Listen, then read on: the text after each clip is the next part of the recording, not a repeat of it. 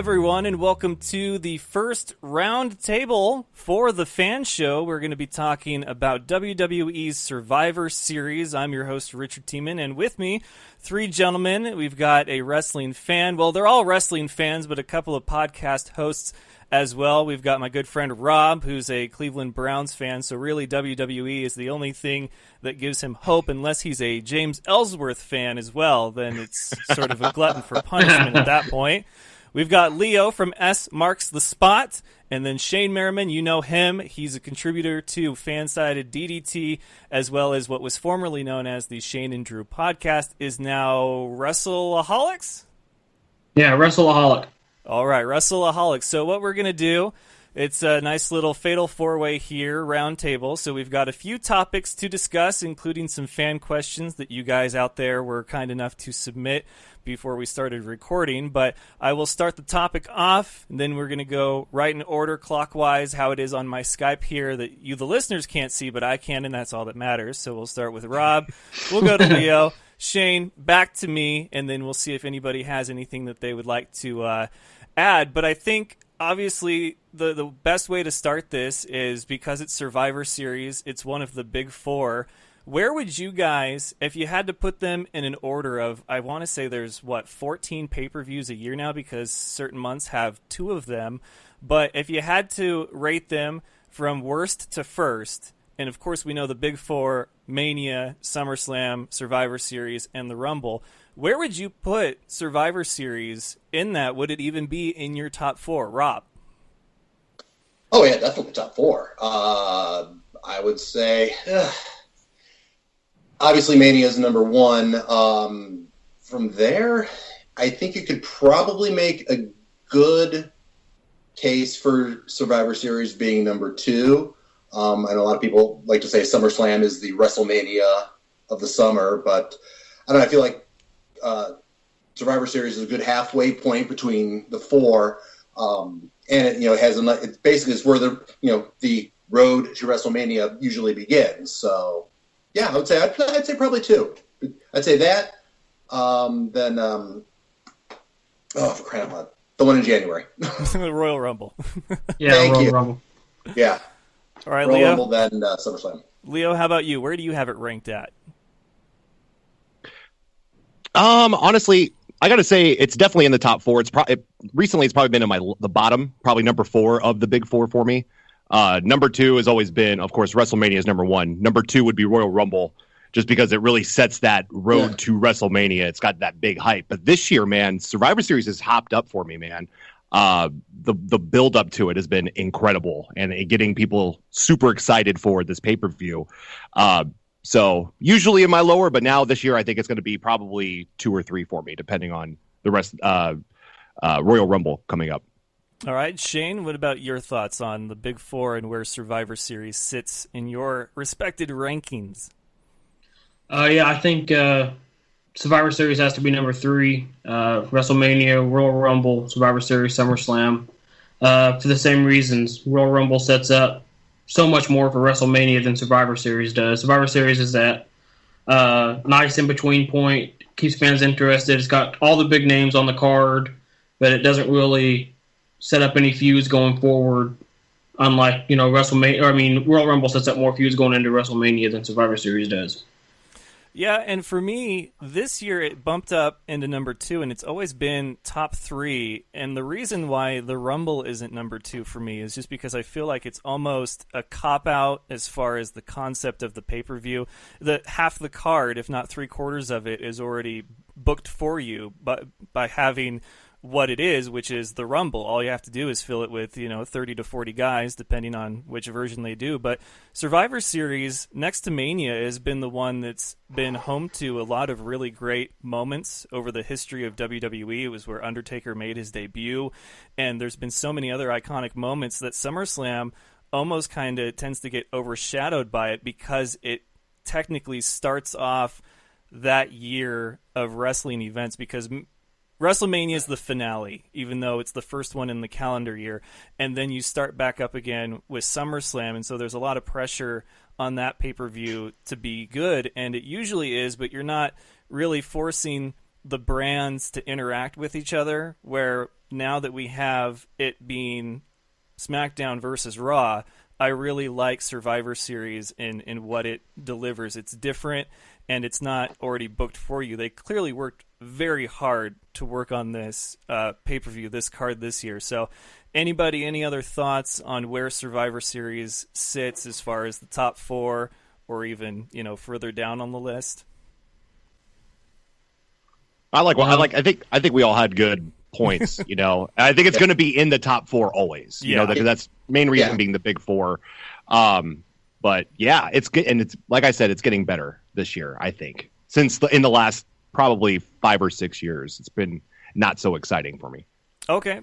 So with that then, before we actually dove into Survivor Series, including its lead up, which is a conversation for itself, one thing, there was an article posted on Forbes the other day that was something that I thought this would be a great opportunity to bring up. It was 5 superstars that desperately need a character change, and a few of them were, I kind of figured that, and then there were a couple of surprises. One surprise to me was Bobby Roode, just because of how recent he's been added to the main roster. I don't know if they've given face Bobby Roode a chance yet, but then they said Bayley needs one. They said that Roman Reigns kind of, I guess maybe he's out of the phase of needing one, but still could be someone. Randy Orton desperately needs a character change.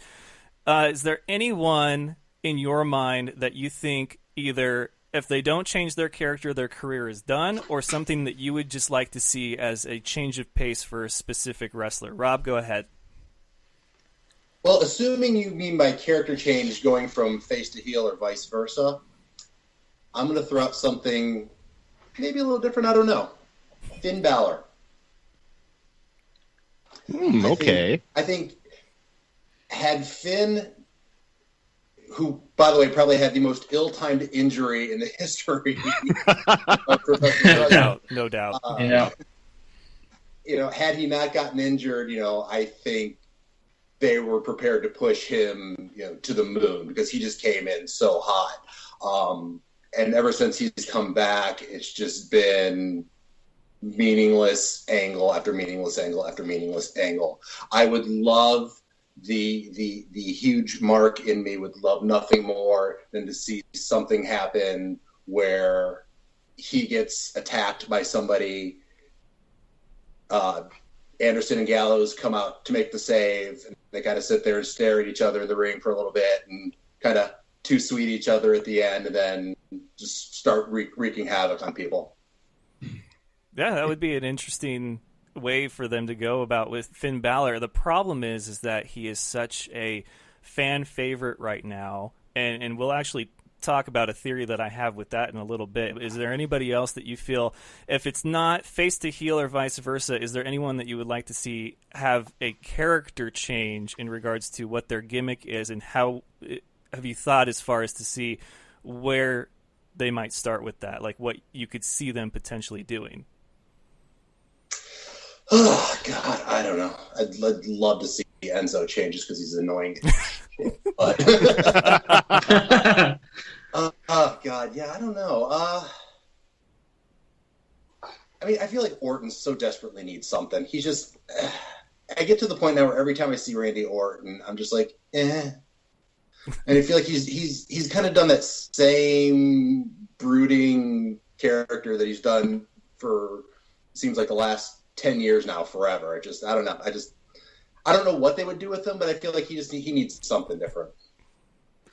All right, fair enough. So Orton, obviously, you agree with the Forbes article on that, and I think that's a wrestler that I've heard a lot from people that they say he's due for a change in some way, whether it's the face to heel, flip again, or just trying something different. I miss Evolution Randy Orton. I miss the intro music, the pyro, all of it. I really do, and people sometimes look at me like I'm crazy for that. Leo, what's your thoughts on a character change, whether it be what Rob described as 2 different types of changes? Where would you start, and with who? Bray Wyatt. That was another name. It's my go-to. Yeah, and it's nothing to his character. I don't want a character change. It's just they need to be booking him differently. He's just been known as the loser of every single matchup that he's had, minus him winning the WWE Championship at Elimination Chamber. last year. And they had a chance to do it with the build-up with him and Randy Orton, but they didn't know who the face was and who the heel was in that rivalry. They couldn't figure it out. So they used a projection screen on the WrestleMania mat to put worms, and they could have done so much more with it. They need to have done the Sister Abigail thing by now. It should have been done already. It's been going on for too long. That with him getting sick recently, it was a blessing in disguise to get him off TV so he wasn't fighting Finn Balor every single week, for no reason whatsoever. Then, I have face paint, you have a demon. Let's fight each other. He has to have. I think he needs a stable with him at all times. It's weird to me that he's this guy, this so-called god, this self-proclaimed god, but has no followers. He has very good point on that one. He has phone lights in the crowd. Cool. Everyone likes to do that because they feel like it's cool to look at, but that's about it. I just think he needs a refresh, keep that darkness, keep a little bit of that, but throw something in there, the Bludgeon Brothers are coming back next week. Why don't you switch over back to SmackDown and do something with that? Cause that's going to be awful. I'm sorry. That's my, I do think he was better utilized on SmackDown, just given the talent that was there. And basically his whole kind of tenure had been where a lot of signature moments had happened more on SmackDown than on Raw with him. So it was kind of his home, like Cena had for a long time. Shayne, your thoughts on characters switching or face to heel to face? I've got a couple of kind of really obvious ones, but the biggest one to me is poor Jason Jordan.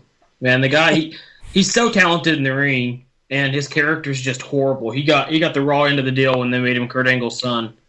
And, he's one of the ones. I think they should keep that storyline, but I was hoping he would stay in the Survivor Series match and turn heel on Kurt and lead to a WrestleMania match between the two.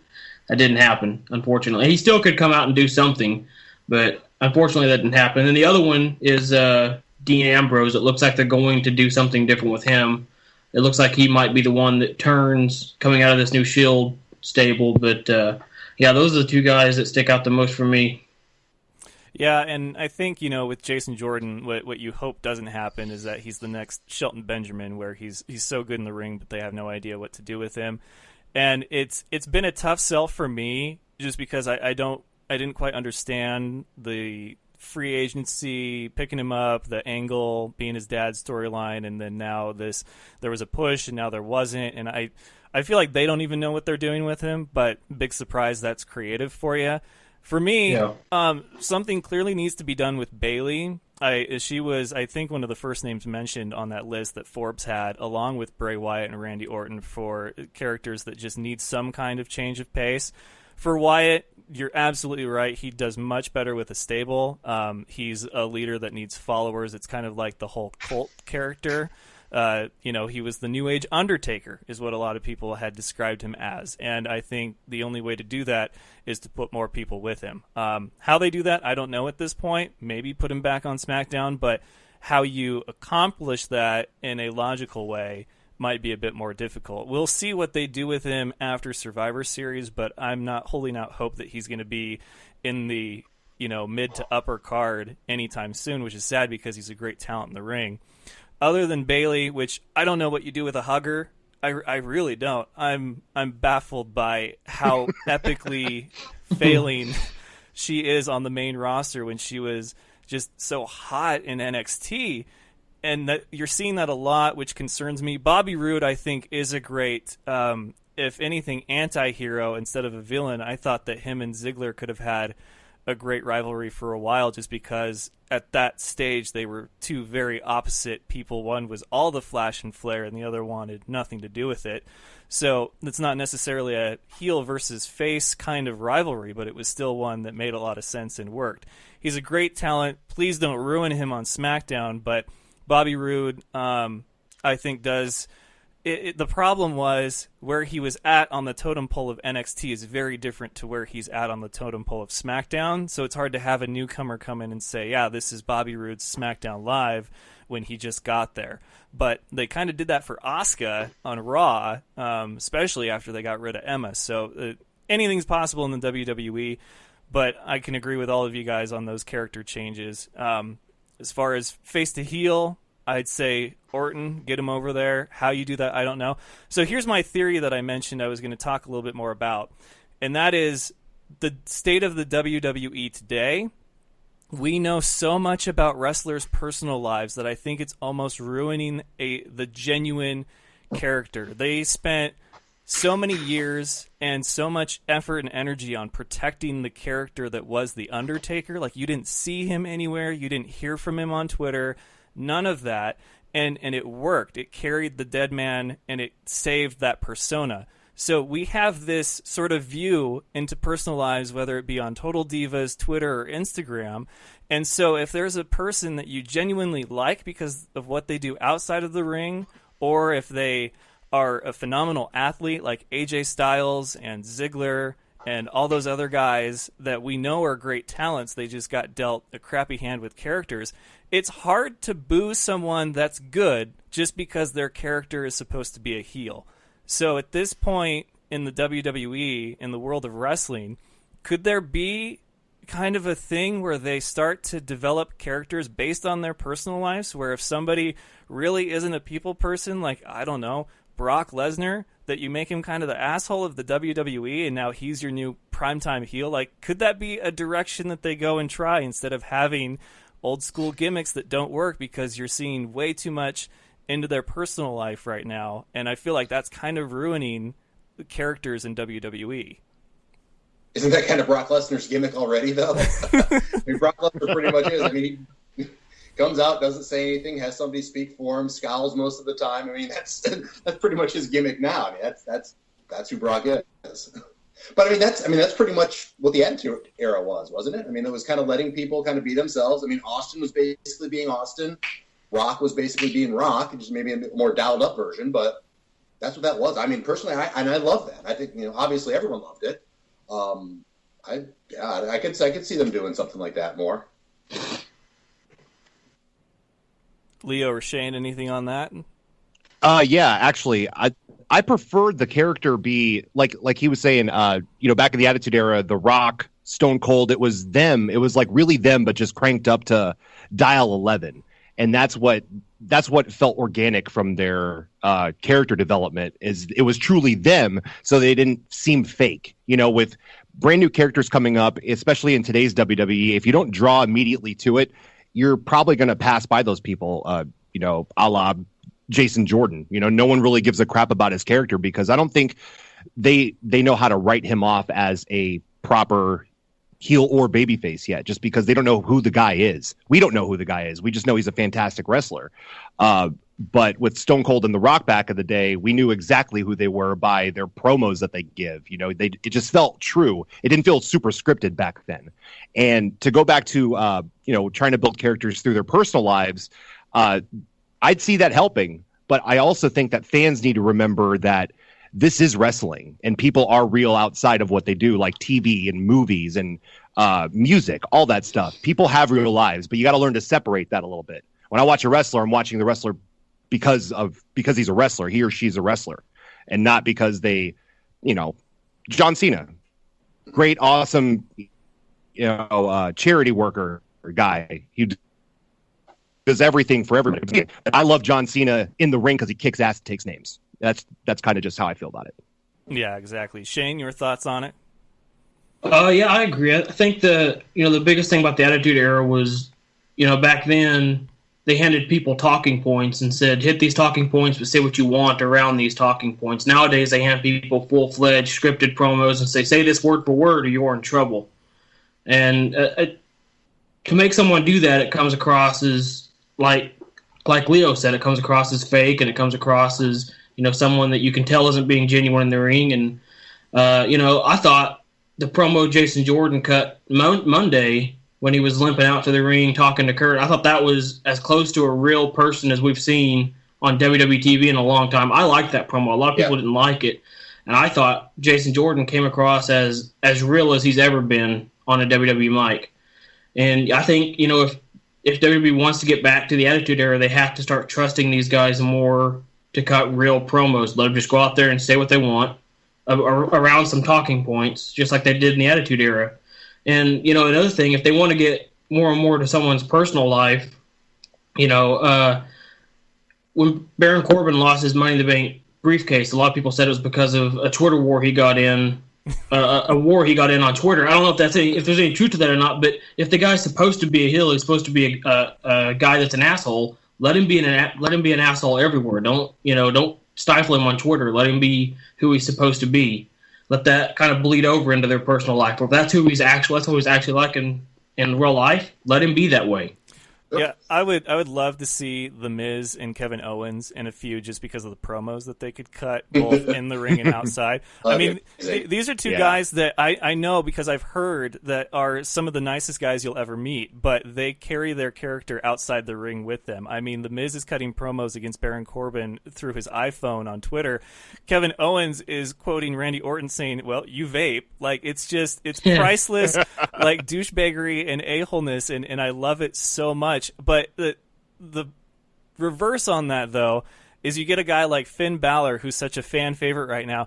I almost think that you can't turn him heel unless he does something outside the ring that like gets people's opinion about him changed, because you can't boo a guy that you constantly see on Instagram smiling every 5 minutes at the different locations that he's in all over the world, because it's just, you can't not like a guy who's genuinely having fun and smiling all the time. Where Roman Reigns, you could put him as a heel because people already don't like him, and it's not exactly like he's doing a whole lot of smiling and having a good time outside the ring right now. So that might be something to consider. But as far as Survivor Series and the lead up to it, I like it, but at the same time, I haven't, because the best storyline going into it was, like I just said, The Miz and Baron Corbin, because of the promos done both on the shows and on their social media, and they almost made you think that could change, on Tuesday Night SmackDown Live when he had to defend his title against Sin Cara. So Charlotte wins. She'll now face Alexa Bliss. It makes sense, but I don't like the last-minute change. There's been a lot of last-minute changes where they almost come across as though they're desperate to make this card as good as it possibly can be. But a lot of people have liked the last-minute changes. Your thoughts on basically the lead-up, the build-up, the storylines, and everything going into Survivor Series? Rob, go ahead.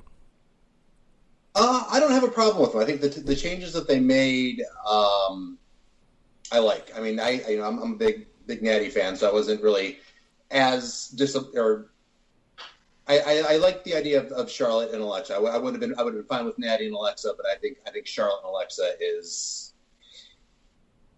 Maybe they could have saved it for WrestleMania, because I feel like it's a big match as far as the women's division goes. But I don't have a problem with that one at all. And let's face it, did anyone really want to see Jinder in the ring with Brock Lesnar? No. I think that switch to me that makes so much sense for so many different reasons. But I mean, I'm pretty sure AJ Styles could carry me to a 4-star match. So I'm pretty sure somebody like Brock, even if they only give him 10, 15 minutes, I think that they could, especially if Brock is,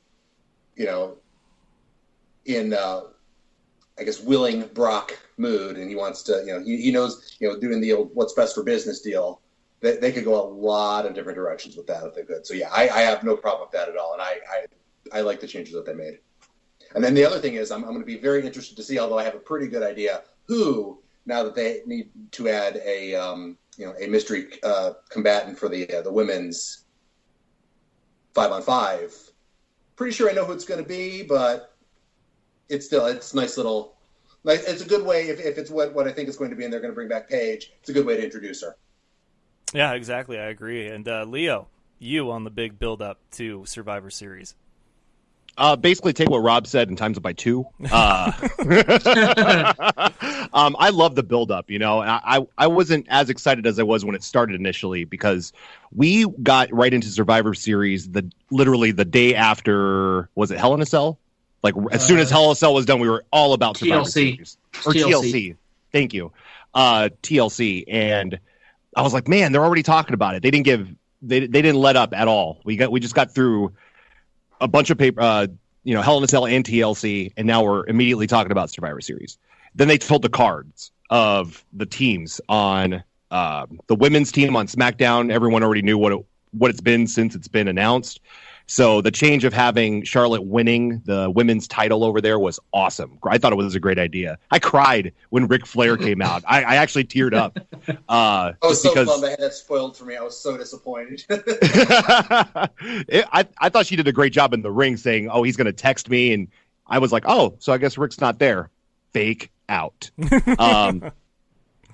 But the rest of the buildup has been good. You know, the changes make sense. And also I'll agree with Rob again that I think the empty spot's going to Paige, you know, and that just puts another question mark on what the pay-per-view is going to be on Sunday. And we've been guessing since, you know, for the last month what the card is going to be since they started making these changes. I'm cool with every single one of them. So happy Jinder's not going up against Brock.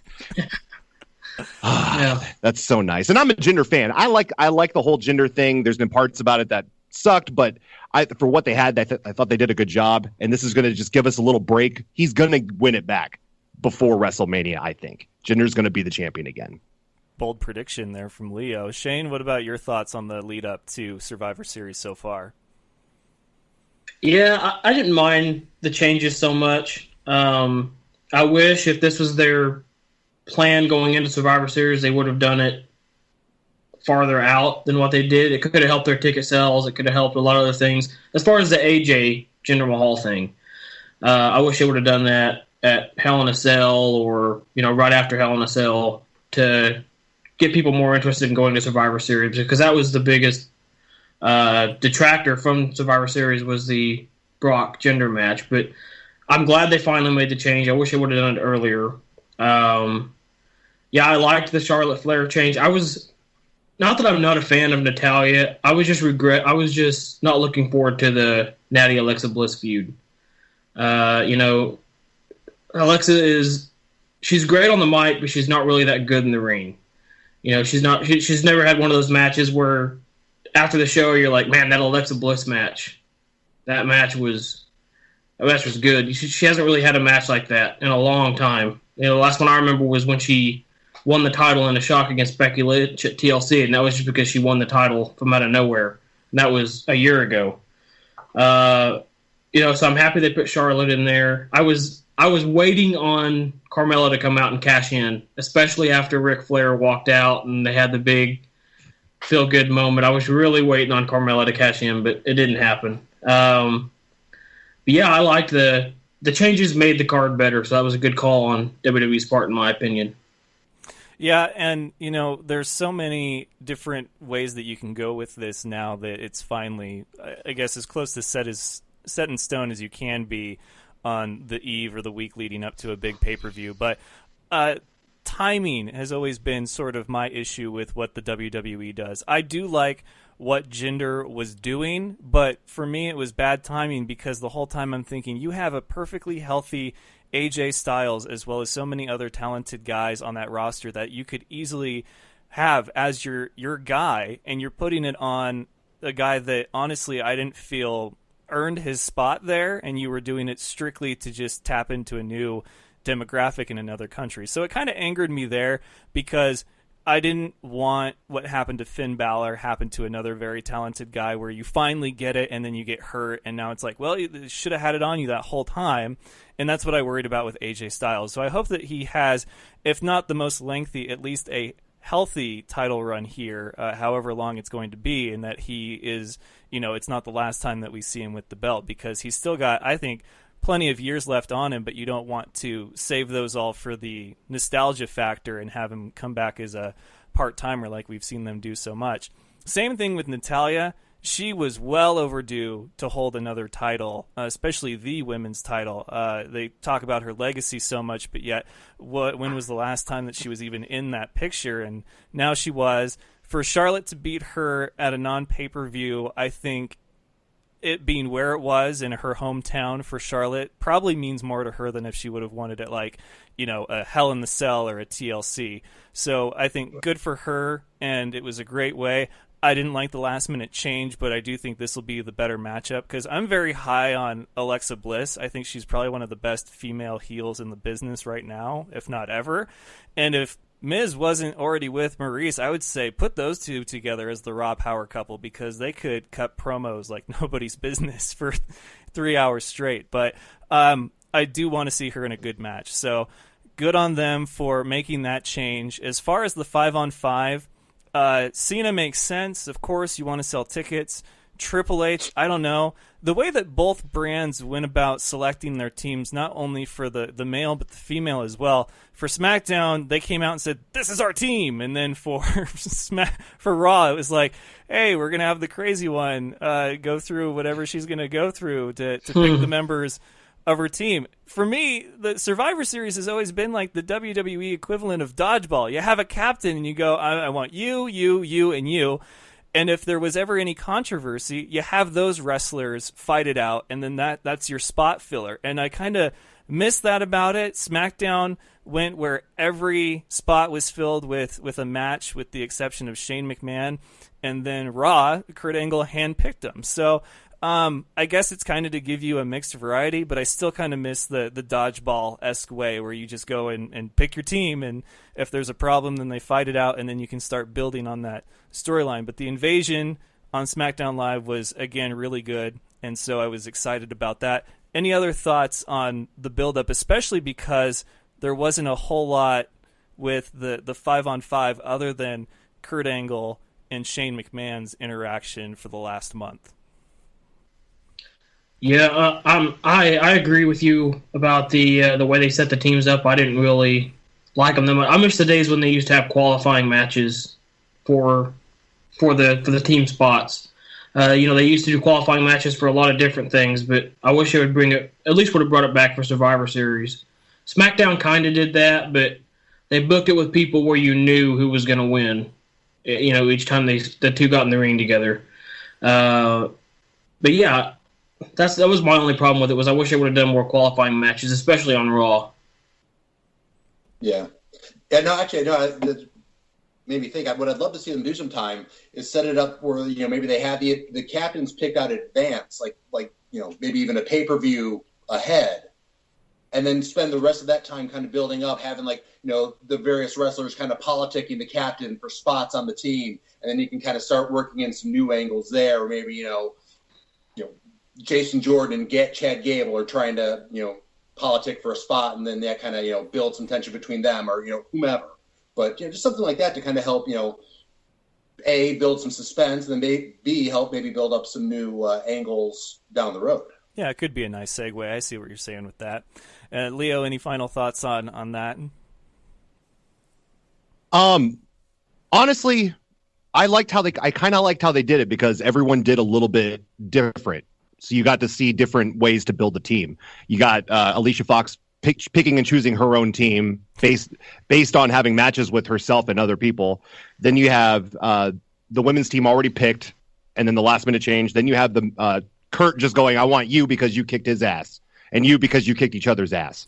And oh my God, my brother-in-law Triple H. Oh my God, So it was kind of just random with them. And then the men's on SmackDown, I feel like that.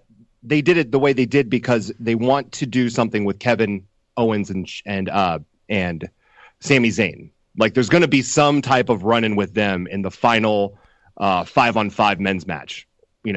My personal opinion, they should be on the damn team. They're the two of the best wrestlers in the world, and they're not on the team. And not taken away from Bobby Roode or Shinsuke, but they haven't been there very long, and they're on the team. And yes, they won matches, but I would have picked KO and Sami Zayn right off the bat if I was Shane McMahon. Yeah, it always seemed like every team in history had some matter of tag team, or at least some kind of duo or relationship in the mix. Still, one of my favorites to this day was when they had DX and CM Punk, on the Survivor Series team. I thought that was great. It was probably one of the, faster matches as far as it was like a clean sweep, but it was very entertaining, very well put together. So it'll be interesting to see how these two play out. So with that then, Survivor Series, I've got the card in front of me. We'll go ahead and break this down, give our thoughts on it.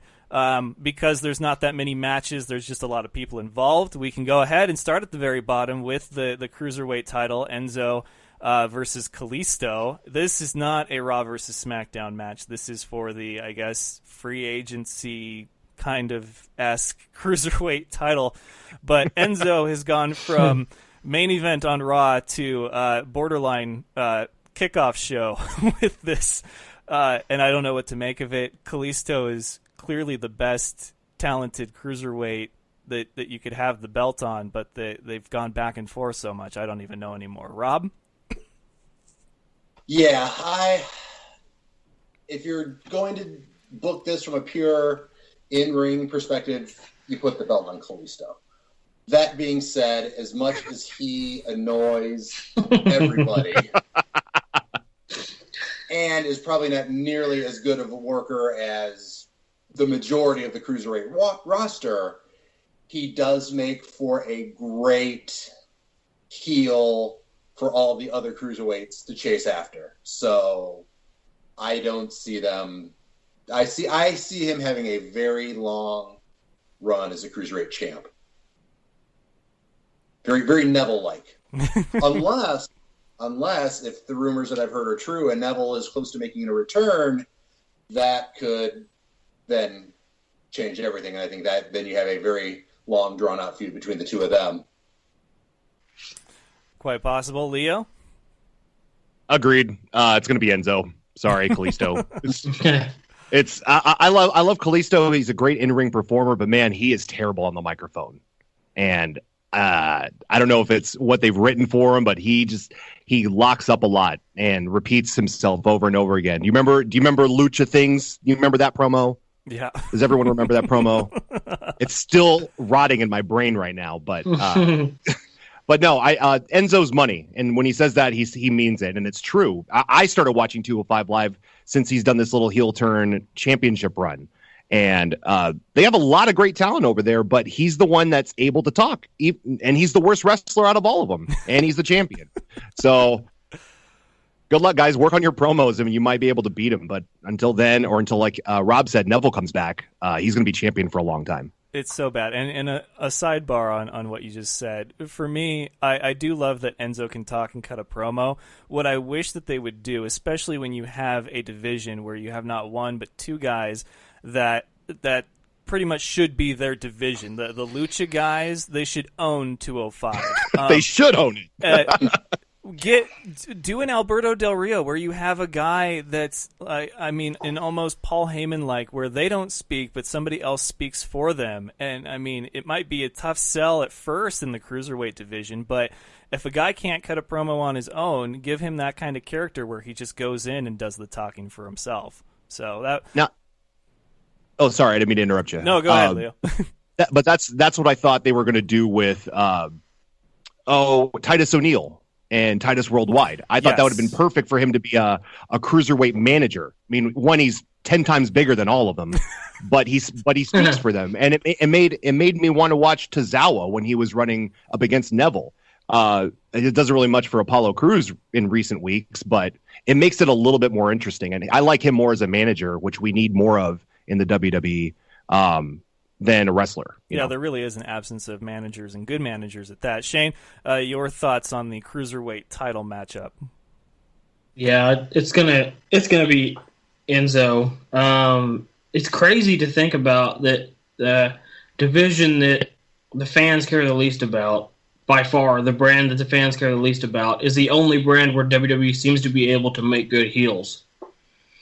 Like Neville was the first one; he was a great heel. Now Enzo, he's a good heel. The rest of the heels on the Raw and SmackDown rosters, there's not really a good one to talk about. I mean, the best heel is Baron Corbin, and that's laughable. Yeah, but it's crazy to think that, but I mean, it's the truth. But yeah, it's got to be Enzo. Sorry, Kalisto. I wish I could pick you, but there's no way. The only way that makes sense is if Enzo gets hurt and they have to put the belt on him. Yeah, very true. And one more thing I want to throw in. You guys talked about Neville coming back. I don't think he's going to come back unless they let him out of the cruiserweight division. I could be wrong, but I don't think he comes back unless they put him on Raw or SmackDown. If they're just going to keep him in 205 Live, I think he just stays away and lets his contract expire. Which is crazy. It still baffles me that he got upset. He was one of the longest reigning champions and owned that division for so long, and then the second they take the title off of him, they're talking about him being upset and leaving. It's like, if you get free cake, like, it doesn't matter what kind of cake it is, you still have free cake. Like, enjoy your cake. That was just my thoughts on it, though. It's probably completely different backstage. But the next one that's listed here, I don't know how it'll actually go come the pay-per-view, but is the Women's Survivor Series matchup for the SmackDown for the blue brand. So we have, the Women's Survivor Series traditional 5-on-5 SmackDown versus Raw. So Captain Alicia Fox for Raw, and then you have Nia Jax, Asuka, Sasha Banks, and Bayley against Becky Lynch, Naomi, Carmella, Tamina, and then a mystery fifth, which a lot of you guys have already said you believe will probably be Paige. Now, this was the epitome of two brands going about picking their teams completely different ways. You knew SmackDown's out the gate. The only change has been Charlotte because she won on Tuesday. But Alicia Fox not only is on a team, but she's captain. She's Captain Crazy, giving early 2000s Goldust a run for his money. But I don't know. Rob, you want to take this one? Because I really don't know how this one's going to play out. I think I can figure this one out fairly quickly.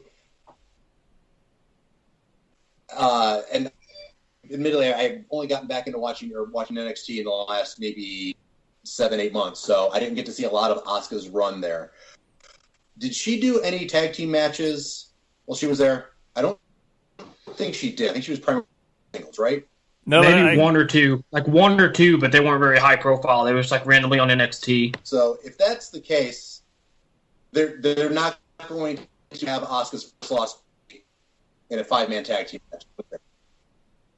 Okay, and that makes sense. And I think I know where you're going with this. Asuka's never lost one-on-one, so this may be the opportunity for her to lose for the first time ever. That could set up a feud based on, I guess, like either who the last one is that gets eliminated on the team. So, Robbie, you clearly think that it's going to be a SmackDown victory for the women. Leo, what about you? I gotta say, I also think it's gonna be a SmackDown win. I don't know who. I honestly can't book it in my own head. There's a million ways that I could try to figure out the booking for this match, but I think that Bayley's gonna eat the pin. Ooh. That doesn't do her any favors, like, at all. No, but they haven't really been doing her any favors recently at all, period, with the way she's being booked.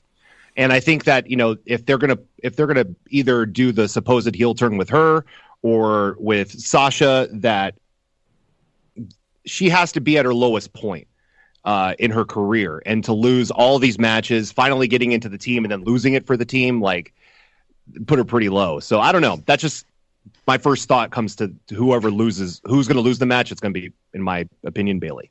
And on that note, do you see how many, if more than one, on the SmackDown side remaining? I know it's kind of a toss-up every year if they have more than one person remaining from each team.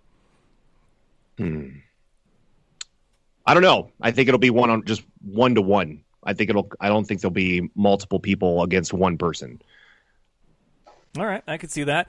Shayne, your thoughts on the women's classic elimination match? To me, WWE's kind of booked themselves into a corner with this match. When they put Asuka on the team, they really kind of, like I said, they booked themselves into a corner because you're trying to make her look indestructible, unbeatable, and then you're going to have her. I mean, if SmackDown wins, which 50-50 booking, Raw won last year, SmackDown should win this year. If SmackDown wins, then she's going to have to eat a pin, and that's going to make her look weak. So I think Raw has to win, and I think the way they should do that is, Paige comes back on the SmackDown team, and then halfway through, almost to the end of the match, Paige turns on the SmackDown team, helps Raw get the win, and then switches brands, jumps over to Raw. Because I think keeping Paige and Xavier Woods on separate brands right now would be the smartest thing WWE could do, because the chance from the crowd would just be horrendous if they were ever on the same brand or in the ring together, or anything like that. So, have Paige come back on Team SmackDown, then have her jump ship halfway through the match or at the end of the match and cost Team SmackDown. Yeah, and I'm so glad that somebody broke the ice on that one before it was me. I'm not a Paige fan. I guess part of it is that I don't get the Paige fandom, but between her role on like Total Divas and just all the weird stuff that she does, and not including Xavier Woods, that's a completely different story. But then that as well, I don't get it. Like I don't all this Paige power. But anyway, that's just me. I think Asuka would be better suited on a brand like SmackDown. I've said that before. It just seems like it would make more sense. Carmella coming over to Raw would make a lot of sense because Raw is the land of the two-piece, scantily clad, outfitted women, and you have SmackDown, which is home of the one-piece, and I think Asuka would just be better over there. So if Paige were to be the last one, it would confuse me just because you're going to talk about having her feud with Asuka and bringing her over to Raw. I'd like to see that happen vice versa. So this one, yeah, it really could go either way. Part of me feels like SmackDown could almost run away with this pay-per-view just because of the kind of build-up that there's been to it, especially with all the Stephanie McMahon promos that she's been doing. But really, this one, I think, is probably the one that is the most 50-50 out of all of them. Bayley eating the last pin, that is a very valid prediction as far as what could happen. And I think a lot of it's going to depend on who the fifth member of Team SmackDown is as far as who's going to lock in their pick for this one. So the next one then... hang on, I want to say one more thing about the women's 5-on-5. Go for it. I've actually heard... that it could be Nikki Bella returning instead of Paige to take the fifth spot. I hate the idea. I don't think they should do it, but I've heard that in the outside of the rumor mill, so that could happen too. Don't be surprised if she comes back instead of Paige. All right. So it's the next one on here, so we'll skip it because it has listed the men's 5-on-5, and I don't think that'll be the third match on the card. So let's go ahead and say that the Bar and the Usos is the next one. Now, this I feel was a better booking than the Shield as far as Rollins and Ambrose against the Usos. I don't like the Usos character change. It was one that was mentioned that actually worked out for people that did it in that Forbes article. But the Saints Row rejects that they are when they come out and they're all black, gangstered outfits. I miss the tribal dances and stuff. They didn't have to be a face and do that. They could have been heels. But if this day one-ish Usos works for everybody else, that's fine by me. They're incredibly talented, and I think that Cesaro and Sheamus are very talented too, individually and as a collective. So this one, it's kind of tough for me. It's probably the next toughest match to predict outside of the women's 5-on-5 just because of how very talented both of these crews are. And I don't really know who you're doing any favors for with a win either way at this point, because they've both proven to be the brand's, tag team duo to beat on each show. So, Rob, your thoughts on the tag team champion versus champion match? Yeah, I'm with you on this one. By the way, can you hear me? I feel like I cut out on my last one. No, you're good. Okay, cool. I beats the hell out of me who's going to do this one. I haven't caught up on Raw yet, or I haven't caught up on SmackDown from last night yet. Did I hear that they did that kind of like a double turn in that with Gable kind of healing it up and the Usos going more face? Yeah, Chad Gable worked the heel in that match for some weird reason. Yeah, I don't know. I think maybe just based on that, they're going to try and give the Usos a bit more of a push. So I'm just because I have no other reason to give anyone a win in this match, I'm going to go with the Usos. All right, Leo. Yeah, the Usos, just because I love the Usos. I love the Usos since not their literal day one is H, but when they were the travel guys too. I love them, but I think they make better heels. The face thing was getting a little too stagnant, because they weren't really doing anything much with anybody. But there's no one in the tag division at that time. They were the only decent tag team for a long time. Now there's a plethora of tag teams. But I think that the Usos are the best, and I want to see them take down the Bar. All right, Shayne. Yeah, this is a hard one to pick, but yeah, I agree with you guys. Usos kind of gave their career a new life when they turned heel. I liked them as a face, but like Leo said, it was getting kind of stagnant. It was getting the same old repetitive thing over and over again. And when they turned heel, it surprised me, but it made me like them even more. So, man, this is a tough one to pick just because this is the one match on the card that I could see going literally either way. I think they have to go with the Bar. They just won the tag team titles. They need to keep them looking strong because Raw has a little bit better tag team division when it's healthy than SmackDown does. So yeah, I think the Usos could eat a pin right now and still look good. So yeah, I think they have to go with the Bar.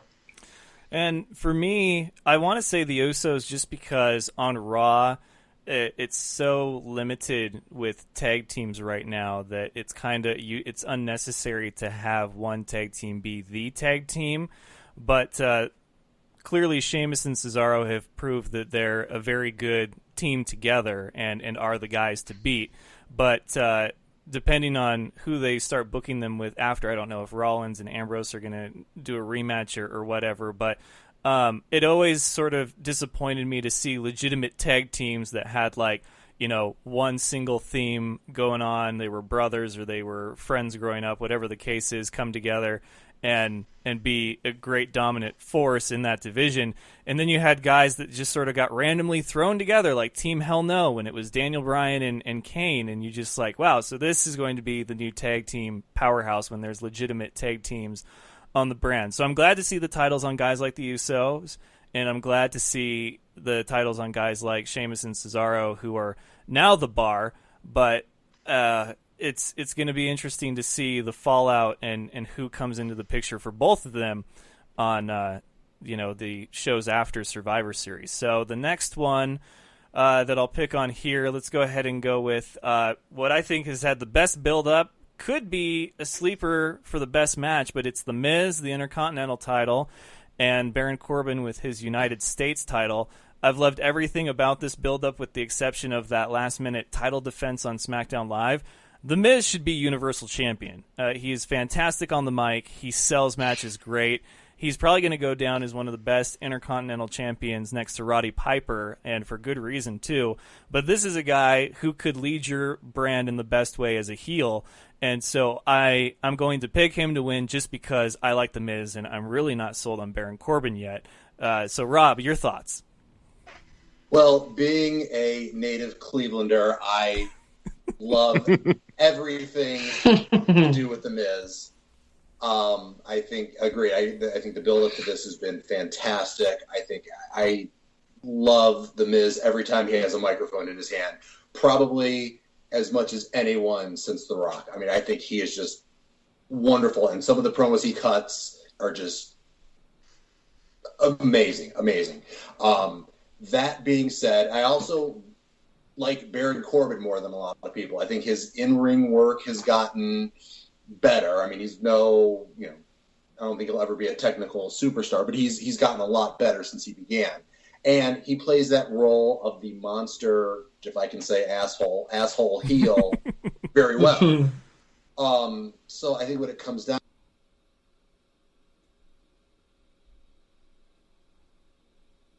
I think, So Vince loves to build his big guys. I think that he really wants to build Baron up to be the next big thing on SmackDown. I think Miz can definitely a loss is not going to hurt him here because his mic work and his ring work, wins and losses don't matter to him because he's amazing. So I think at the end of the day, I think Corbin's going to get the win. Okay, and how about you, Leo, and the Intercontinental versus United States champion? The Miz all day. Miz all day. Love it. That's the answer I want to hear. Miz all day, and for the same reasons as Rob just stated, but also, man, this dude is MVP of the year. Yeah, he is. He's seriously the most improved on the mic in his ring work. He's 100% true of everything that he says, which is even better. Which what we talked about earlier with being yourself, but crank it up to that dial 11. That's the Miz. So yeah, Miz all day. All right, Shayne.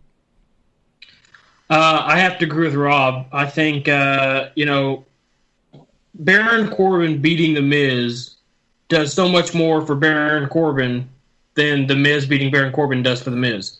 Like, the Miz is already solidified as one of the top guys in the company.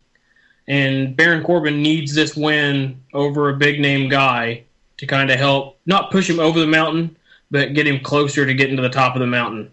He just beat AJ Styles. He's had a horrible feud with Sin Cara. If he can beat The Miz... No, I don't think it should be just a blowout win by Baron Corbin. I don't think it should be like a 10-second match or anything like that. It should be a good, long match. But, I think Baron Corbin has to come with the win. And unfortunately, I think The Miz is going to have to carry a lot of this match to make it look good on the pay-per-view. Yeah. Yep. Oh, you guys picking Corbin, you're just asking for it. I swear. You guys want to make the list of fan shows so quickly. Okay. So we're split 50-50 on that for good reason too. I'll take it. That's fine. Corbin, if he shaves his head, I'm all for him. I think that his very, you don't like the skullet, dude? You don't like the skullet? Dude, like, the Hulk Hogan hair club is a member of one, and that's Hulk Hogan, okay? Stop. I saw a highlight from a match of his from NXT days when the hair was a little shorter. It worked, but this long, I just got out of, like, the rain, not even the shower. It just nasty. I can't do it. So, okay. Yeah. The next one on here that we'll go ahead and break down then, let's do the women on that note of the champion versus champion Alexa Bliss, and now Charlotte Flair, which is funny. On here, Charlotte's listed with the SmackDown women's team, but she's also listed as the SmackDown champion for the women. I don't think that's how that's going to work, so CBS Sports might want to work on that. But Alexa Bliss, Charlotte, this is going to be a really good match. I hope Alexa performs well. I think she's being set up to perform well. She's done great on Raw. She really has. Charlotte, though, there's not that streak of her winning on pay-per-views going on anymore. But for some reason, I could still see her getting the win just because of what Alexa's character is. I don't know if there's a cash-in or anything, if that can even happen during this match. But I feel like there's more to this match than just these two going against each other. That could be completely false inkling on my end. But for whatever reason, since they moved it to Charlotte, I feel like it's more than just for match quality to put them against each other. Rob, you on the on the women's match? Yeah, my gut wants to tell me that just because they went through this big emotional thing with Charlotte, giving her the championship, and having the big homecoming with Rick and everything, they're immediately going to go and make her lose, because that's what WWE does. They give and they take it away. And again, I think this is another instance where I feel like, kind of like the last one, I think Alexa getting the win over Charlotte does more for Alexa than Charlotte getting the win over Alexa. The one thing I will just add on to your point about the cash-in is, my understanding is that the cash-in can only be, obviously, SmackDown for SmackDown. So I think if Charlotte loses, there's going to be a cash-in. I have no reason to think that whatsoever, just a hunch. But if Charlotte loses, I can see a cash-in coming. Okay, Leo. I want Alexa.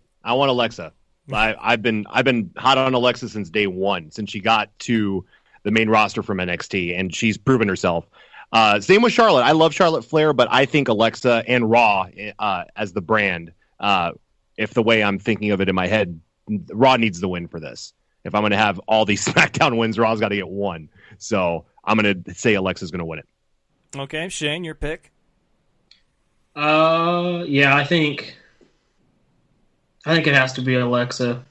I was genuinely surprised, given WWE's previous history, that they let Charlotte win in her hometown, because normally they do not do that at all.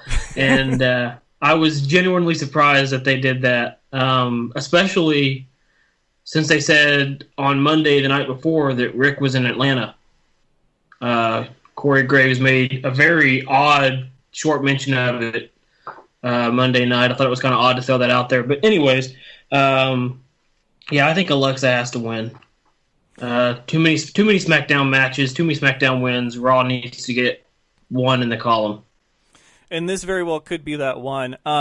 I do think also that Alexa will probably win this. I'd like to see Charlotte win it, just because it'd be such a short turnaround from when she won the title. But you're right, WWE giveth and taketh away, like Rob said. But as far as you guys picking based on who needs the win more or what a loss would do, these I feel are probably two of the most equal superstars on this whole card. Where in the reality, next to the tag team championship match, champions versus champions, Alexa Bliss, I'm not going to say she's a Charlotte Flair, but to Raw, she is probably the most valuable player on that women's roster. And I don't really think if they did have her lose, it's going to do much to her. I think it would piss her off, and that might be kind of a fun storyline to go with.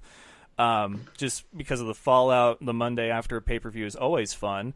But yeah, I could see Alexa getting the win just because she's Alexa. But they've been so hot on that whole Flair train and everything as far as the 30 for 30, the new book. Who knows what they'll do that's best for business. This one really could go either way also. So that'll bring us to, let's go ahead, and since we've only got the two left, I feel like our opinions about this one will probably be a bit quicker to get out than the other one. So the champion versus champion, Brock Lesnar versus now AJ Styles instead of Jinder Mahal. I got to get this out before we start making our picks that Brock Lesnar, it could be where I'm at in my age of wrestling fandom, but I have a really hard time with a guy being your guy that has literally 2 moves in his arsenal, shows up once, maybe twice a month for 15 minutes and doesn't even say a damn word unless it's Suplex City, bitch. And it's driving me nuts. Like, I want to see quality matches, and he got thrown around the ring for 15 minutes by Braun Strowman just to hit him with like 7 suplexes and F5 and then win. And it's I feel like I'm ordering a boxing pay-per-view where you expect all this and you get nothing, and that shouldn't be the case. So I'll let you guys go ahead and take it from here. Rob, your feelings about champion versus champion match? Like I said before, I think the smart thing, depending on if WWE wants to do this, is to have AJ win and then set up something, because at some point they're going to start switching things up again. So set up something down the road. Because I think, honestly, an AJ Brock feud could be a good money feud.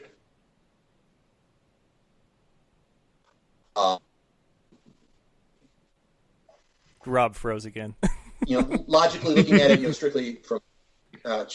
You hear me now? Yeah. No, you're good. You just we got to see you in a very colorful expression for a few seconds there. all of my expressions are colorful, so I can only imagine. How much of that did you get? Up to where you thought it could be a good money feud, and then you started explaining why, and then it cut out. Yeah. All right. Take it from the top. I think that Brock and AJ could have a lot of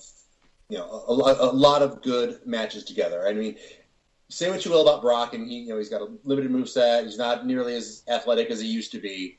But the thing about Brock is he knows what's best for business, to steal that phrase that I kind of hate, but it's true. And I think that if he's in that mindset where he knows that, a feud with AJ is good for him, then they'll make it happen so that AJ wins this, and then they're going to set up something. I don't know exactly how they do it again. It depends on, I know they don't like to make those brand changes until usually after Mania, so they may have to draw it out somehow, but I see AJ getting this one. Okay, Leo?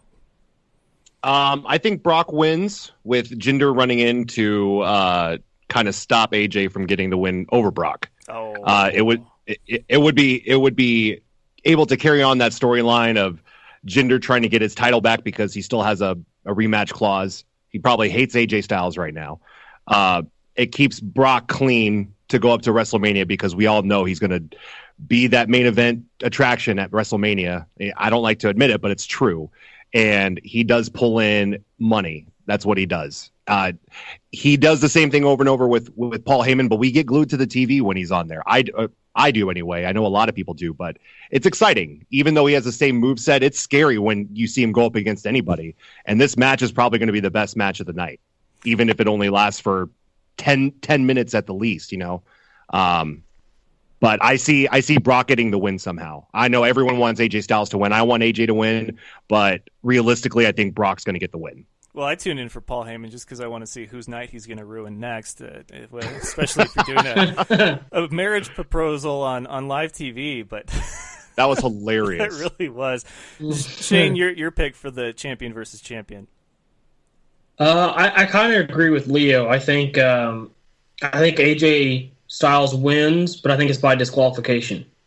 I think Jinder and the Singh brothers come down and jump AJ, jump Brock, and then Brock just destroys all three of them and walks out of the arena. And then AJ and Jinder fight for a couple minutes, and then the Singh brothers attack, and they end up leaving AJ Styles lying in the middle of the ring too. So, I think unfortunately, what could be one of the best matches of the night gets ruined by an interference. But I think that's what's going to happen. Yeah, and I think Lesnar will win, but I think either way that it goes down, this will not have a clean win by either party. They could set up something with Brock. They could continue something with AJ, like you guys have said. The popular idea is that Jinder would interfere, but it could very well be an interference on Lesnar's side too, who I don't know. Other than Paige returning, I haven't heard any news of anyone else returning, especially at that level, as far as the main card or title picture goes. So that'll be interesting to see. And then for this last match, the 5-on-5 traditional Survivor Series between SmackDown and Raw. What was that? You're leaving out the Shield versus New Day. Oh, I am. Shield. I completely skipped over that. Okay, well. Because it's so obvious, that's why. Well, yeah, because I don't know if you guys saw my tweet, but this is just such an odd pairing. It's like if Tony the Tiger got matched up with an actual tiger. Like, the New Day are just funny comic strip characters, and the Shield are not. And so I see this being all Shield all day. I kind of figured it was very, very obvious. We finally get to see the now original Shield because there's been a few replacements over the last month. You have to give it to him, don't you? I can't imagine not. I don't see why they would do something so utterly stupid as to make the Shield and build up this big Shield reunion. I guess they did kind of technically give it away on Monday night, but unless they're going to go throw everyone a complete curveball and have New Day turn heel. And then somehow, do some sort of underhanded, thing to win that way. But I can't, for the same reason you say that, Finn's so over, they won't turn him heel. I kind of see that with the New Day as well. So yeah, they're not going to make the Shield lose this. Leo? No, the Shield's winning all day with that build up. Yeah, they're winning. But honestly, when they announced that they were facing the New Day, it made sense. Like the way it's been building up with the New Day coming in and invading Raw during the tag team championship match the other week, and the 3-on-3. I get it. Yeah, the 3-on-3, it makes sense. And plus, the New Day has been the 3-man group since the Shield's been gone. Yeah. So I mean, it's a build up, and I think it's going to be a great match. I would like the New Day to win. Personally, I like the Shield. I love the Shield, but I think the New Day deserves it more. Okay.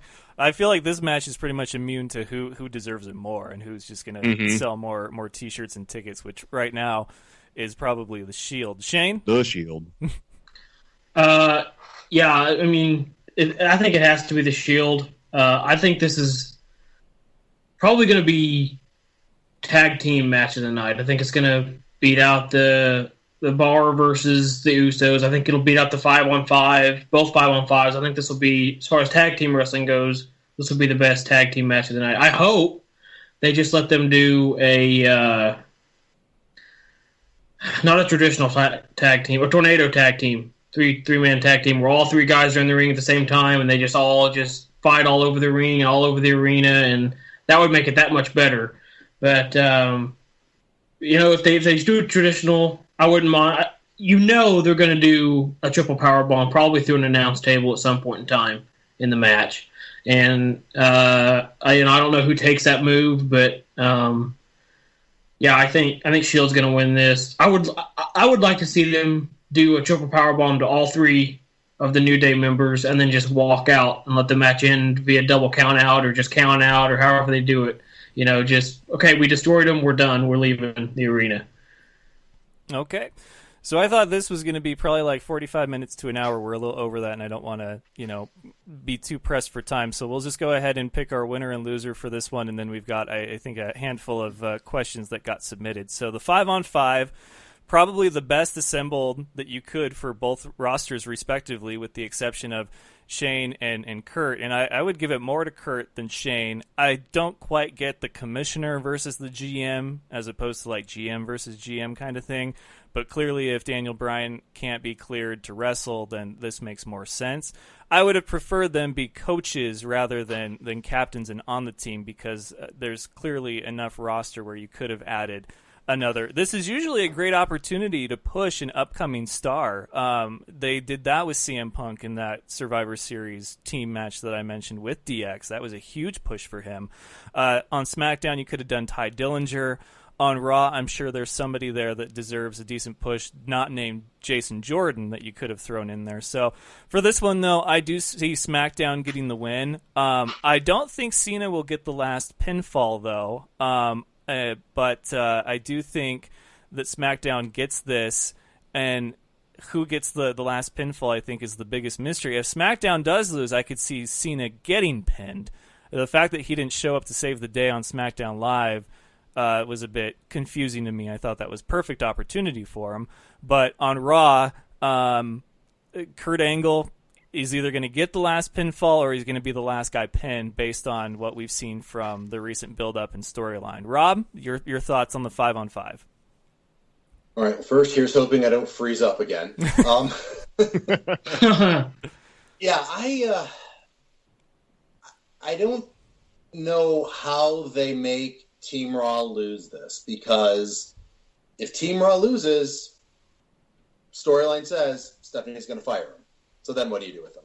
Does he get fired as a GM, come back as an active wrestler? I don't know if they necessarily want to do that. I know they want him to at least do some matches. I don't know that they want him on a full-time schedule. Maybe they put him on a Brock schedule where he only wrestles, time to time. I don't know.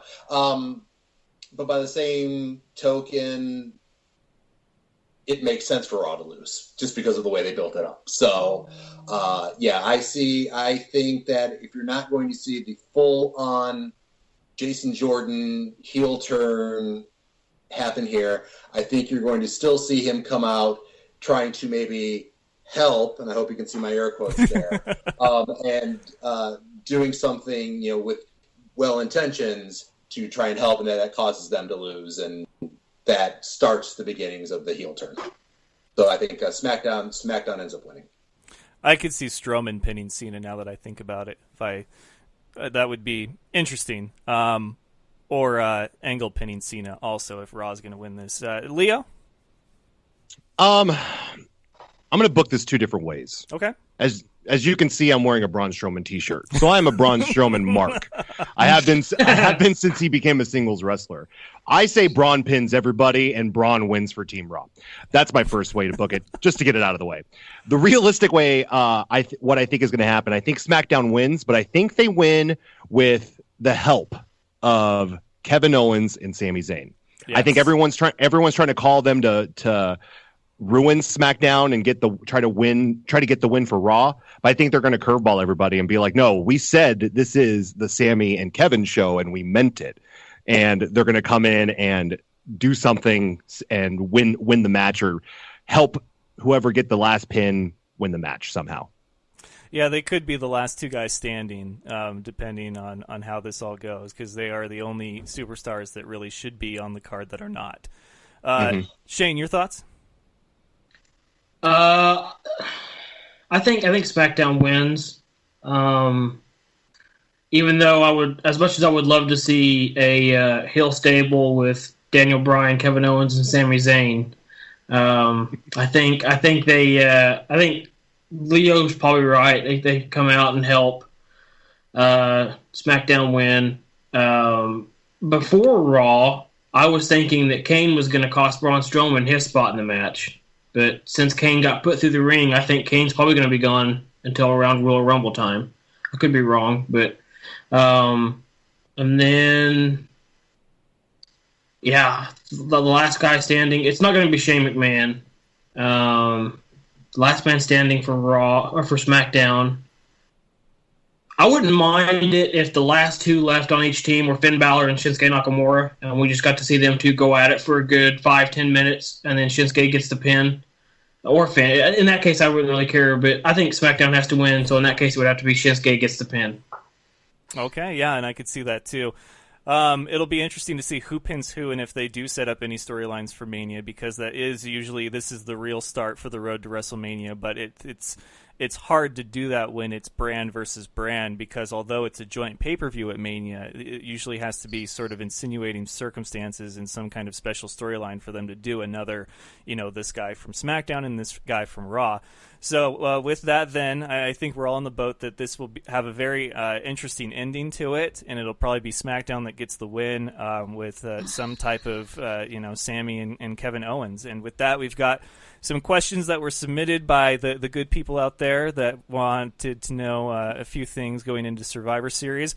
First one is from Mr. Video Guy, Rich Bauer. He's a member of Team Fan Show. He wanted to know who will be the breakout star of the pay-per-view that carries the momentum to the 2018 WrestleMania. And I think we kind of touched on that a little bit when I said that usually this pay-per-view is a good opportunity to have a young up-and-comer on your team that you kind of give the push, but they didn't do that. So is there any other opportunity that you guys see on this card to be, if they're not already a star, I guess more breakout star? I'm going to go ahead and say this, and feel free to throw things at me, Matt, through the screens, but Jason Jordan. Oh, there it was. Here's the thing. Remember when they first introduced The Rock?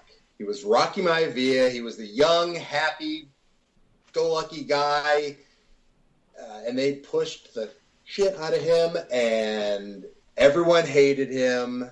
And what did they do with him? They turned him heel. He became The Rock. Story done.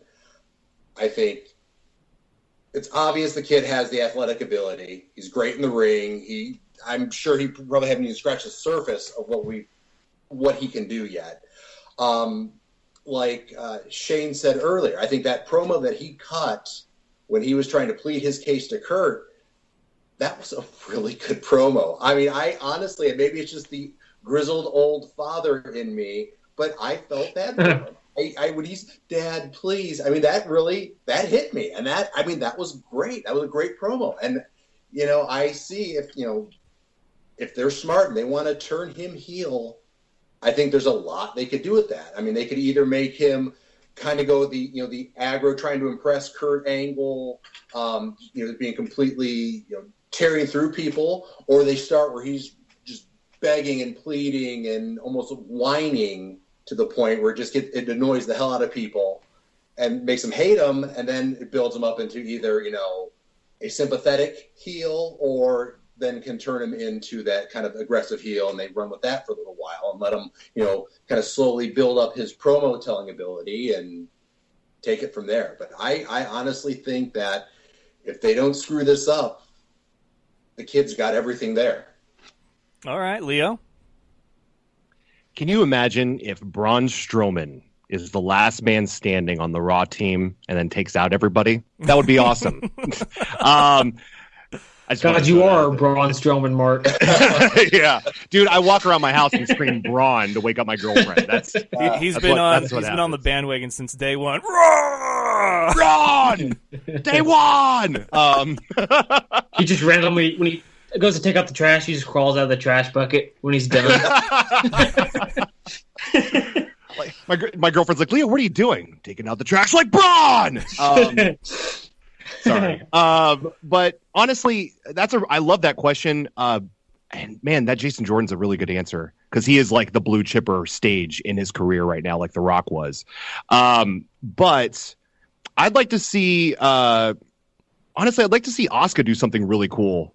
Since it's, she just got into the main roster, this would be a great pay-per-view match for her to like do something badass in the 5-on-5. So I'm really high on her and I want her to see her do well. So I'd like to see Asuka do something pretty sweet, like take out maybe 2 or 3 of the girls on SmackDown, in a row, just to make her look hot coming out of the pay-per-view.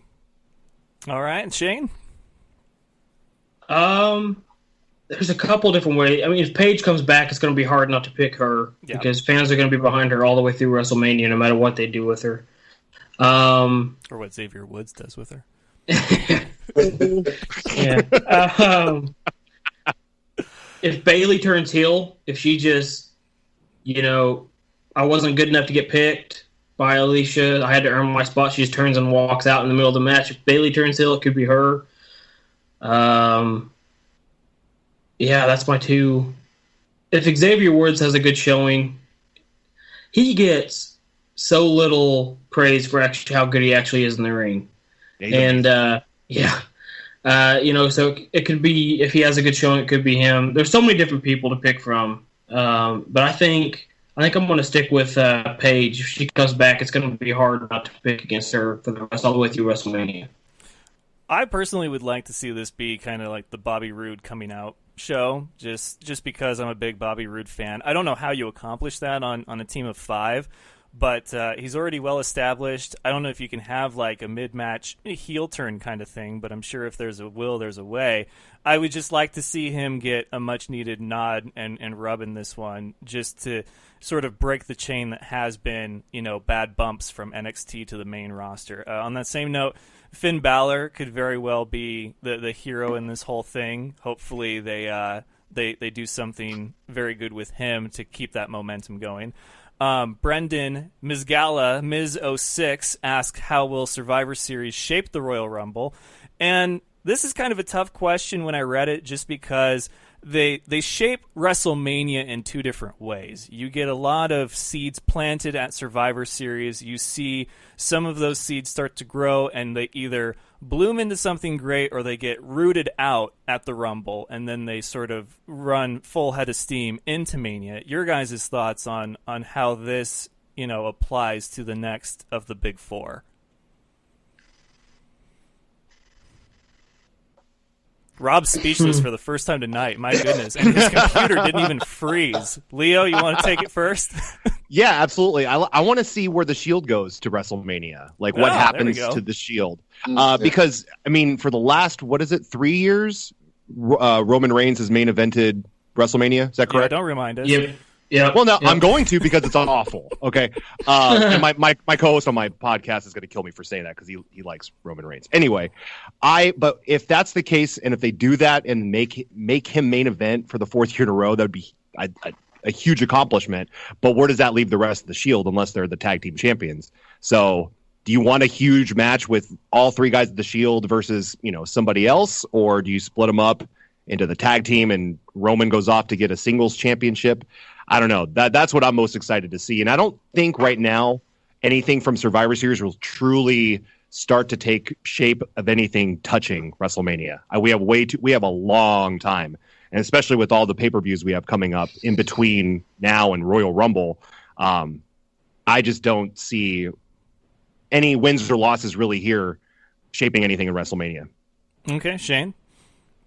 My Wrestle Aholic co-host coming through with the toughest question so far. WWE has a good chance here to come away making people in both 5-on-5s look strong. Like, they could easily make Alicia Fox look like a serious contender for Alexa Bliss's championship. They could easily come away making, Bobby Roode and Shinsuke Nakamura, kind of rehabbing Shinsuke Nakamura after that horrible Jinder Mahal. This is a good chance to make him look like New Japan level strong, or even NXT if you want to go back to WWE days. So they have a good opportunity to make a lot of of currently undercard guys on SmackDown and undercard girls on Raw look strong. But yeah, there's only, between now and the Royal Rumble, there's only one pay-per-view, and it's Night of the Champions. It's a SmackDown brand pay-per-view. So, it's going to be interesting to see how they build coming out of this. But yeah, I think they have to make at least Bobby Roode and Shinsuke Nakamura look strong for the fans to take them seriously going forward. Okay, and Rob, did you think of anything you wanted to add on this? Yeah, like I said, part of it was I really couldn't think of anything else, and the other part was I didn't want to kind of fall back on my last answer, but that's kind of where I see it. I just see them, maybe hopefully starting the slow build up to the Jason Jordan heel turn, because I think the obvious place you got to go with that is Jason Jordan versus Kurt Angle. I don't know if WrestleMania is too soon for that, but I can't think of anything better right now, so that's what I'm going to stick with. All right, and the last question that we got was from RJ Krasinski, and he wanted to know, how do you properly grow a beard as glorious as yours? I think this is a question for Leo, because if you're asking Rob, the answer is just for men, touch of gray, and if you're asking Shayne, the answer is you don't. For me, it's patience and basically my middle finger to the man. But for Leo, I think it's part of his Braun Strowman fandom. It really is, honestly. It's, you know what? It started as a New Year's resolution because I've never fully grown a beard in my life. I've always had like sideburns or facial hair. So I was like, I'll grow a beard this year. And it's been going on, and it just matches Braun Strowman, so it works. And coconut oil is amazing. I'll be truthful on mine. Mine hits you like crazy.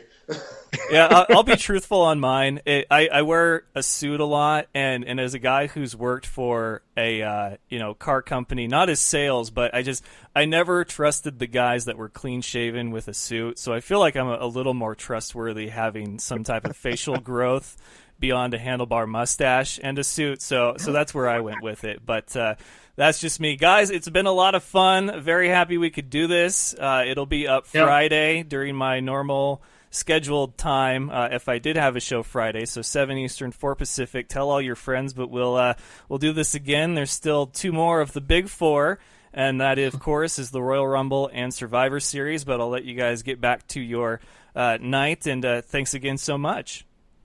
Yeah, thanks, man. Yeah, thanks for having us. All right, you guys take care. See ya. All right, so thanks one more time to the guys that joined me. That was Rob, my good friend, the Cleveland Browns fan, and, of course, Leo from S Marks the Spot, and Shayne Merriman from the Wrestle Aholic podcast, and it was great to talk wrestling with those guys. So this was our first ever roundtable. Let us know what you thought, and don't forget, of course, we're going to hopefully do this again. But until next time, ladies and gentlemen, enjoy Survivor Series. Best of luck to you and yours. Hopefully your favorite wrestler wins, unless that wrestler is, of course, James Ellsworth. So good night, folks. Do you remember the time that Mark Sanchez ran into his own player's butt?